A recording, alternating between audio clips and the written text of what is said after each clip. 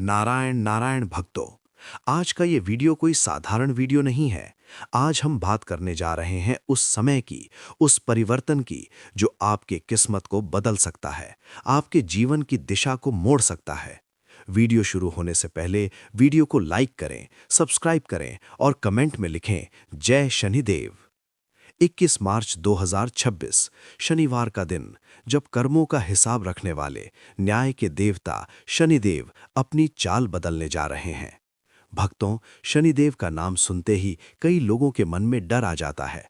लेकिन क्या आप जानते हैं, शनि डराने नहीं बल्कि सिखाने आते हैं।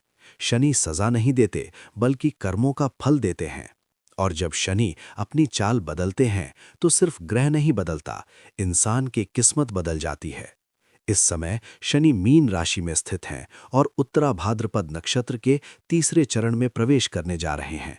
और खास बात यह है कि इस समय शनि अस्त अवस्था में भी रहेंगे। इसका मतलब क्या है? इसका मतलब है कि शनि का प्रभाव अंदर ही अंदर काम करेगा, धीरे धीरे लेकिन गहरा, बहुत गहरा। जिन लोगों पर साढ़े साती चल रही है, जिन पर ढैया है या जिनकी कुंडली में शनि की महादशा चल रही है, उनके लिए ये समय बहुत ही निर्णायक साबित होने वाला है। अब ध्यान से सुनिए, क्योंकि अब मैं आपको उन 3 राशियों के बारे में बताने जा रहा हूं जिनकी किस्मत अब पलटने वाली है। मेष राशि के जातकों के लिए यह समय किसी संजीवनी से कम नहीं है। आपकी कुंडली के 12वें भाव में शनि का संचरण और साढ़े साती का प्रथम चरण आपको मानसिक और आर्थिक रूप से थका चुका होगा। लेकिन अब राहत की लहर आने वाली है। जो धन लंबे समय से डूबा हुआ था या जो कानूनी विवाद आपको रातों की नींद नहीं लेने दे रहे थे, अब शनि की अस्त दृष्टि उन बाधाओं को भस्म कर देगी। विदेशी व्यापार, लंबी दूरी की यात्राएं और अचानक मिलने वाले धन लाभ के योग प्रबल हो रहे हैं। बेटा, तूने जो आंसू बहाए हैं, अब शनिदेव उन्हें मोतियों में बदलने वाले हैं। बस अपने स्वास्थ्य का ध्यान रख और फिजूल खर्ची पर लगाम लगा, सफलता तेरे कदम चूमेगी। सिंह राशि वालों के लिए, जिन्हें अष्टम शनि की ढैया ने झकझोर कर रख दिया था, अब भाग्य का द्वार खुलने जा रहा है। अष्टम भाव वैसे तो कष्टकारी माना जाता है, परंतु उत्तरा भाद्रपद नक्षत्र के इस चरण में शनिदेव आपको अकस्मात धन और गुप्त सिद्धियां प्रदान करेंगे। कार्यक्षेत्र में जो षड्यंत्र आपके विरुद्ध रचे जा रहे थे, वे स्वतः ही नष्ट हो जाएंगे और आपके शत्रु आपके तेज के सामने नतमस्तक होंगे। यदि आप शोध, विज्ञान या पैतृक संपत्ति के मामलों से जुड़े हैं, तो समझ लीजिए कि कुबेर का भंडार आपके लिए खुलने वाला है। नौकरी में पदोन्नति और समाज में मान प्रतिष्ठा का नया सूर्य उदय होगा। घबराओ मत, क्योंकि अब तुम्हारी मेहनत का हिसाब साक्षात धर्मराज करने जा रहे हैं। धनु राशि के जातकों के लिए चौथे भाव का शनि अब खुशियों की नई नींव रखने जा रहा है। ढैया के प्रभाव से जो पारिवारिक कला और मानसिक अशांति आपके घर की सुख शांति को लील रही थी, अब वो पूरी तरह समाप्त होगी। भूमि, भवन और वाहन सुख के प्रबल योग बन रहे हैं। यदि आप नया घर खरीदने का विचार कर रहे थे, तो 21 मार्च के बाद मार्ग प्रशस्त हो जाएगा। माता के स्वास्थ्य में सुधार होगा और आपके रुके हुए सरकारी काम बिजली की गति से पूरे होंगे। राजनीति और सामाजिक जीवन से जुड़े लोगों को बड़ा पदभार मिल सकता है। याद रख बेटा, शनि देर से देते हैं, पर जब देते हैं तो दुनिया देखती रह जाती है। बस अपने कर्मों में शुचिता रखना और असहायों की मदद करना मत भूलना। भक्तों, शनिदेव का उत्तरा भाद्रपद नक्षत्र में जाना और अस्त होना आपके संचित कर्मों के घड़े को भरने जैसा है।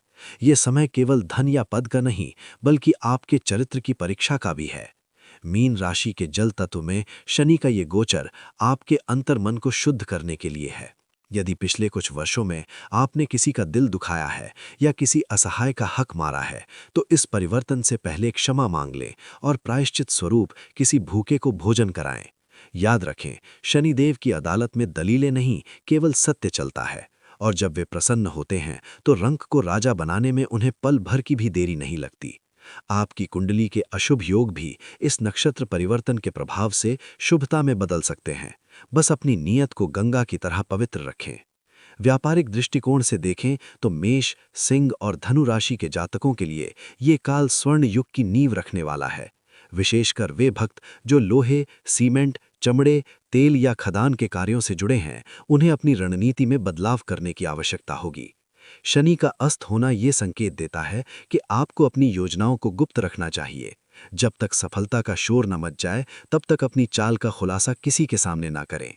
निवेश के मामले में ये समय धैर्य का है।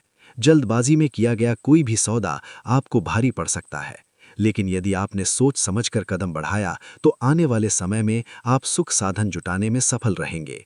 बेटा, अपनी मेहनत पर भरोसा रख, क्योंकि अब स्वयं कर्म फलदाता तेरे परिश्रम का हिसाब चुकता करने आ रहे हैं। अंतिम चरण में भक्तों, मैं आपको एक सिद्ध गुप्त उपाय बताने जा रहा हूं, जिसे 21 मार्च की संध्या को अवश्य करें। एक मिट्टी के दीपक में तिल का तेल भरकर इसमें 2 साबुत लौंग डालें और हनुमान चालीसा का पाठ करते हुए इसे अपने घर के मुख्य द्वार पर जलाएं। शनिदेव हनुमान जी के भक्तों पर कभी कुदृष्टि नहीं डालते, इसलिए इस गोचर काल में बजरंग बली की शरण में रहना आपके लिए अभय कवच का कार्य करेगा। ये समय आपके जीवन का वो टर्निंग पॉइंट है जहां से आपकी असफलताएं सफलताओं की सीढ़ियों में बदल जाएंगी। वीडियो को अधिक से अधिक शेयर करें और कमेंट में प्रेम से लिखें, जय माता दी, माता रानी आपका कल्याण करे।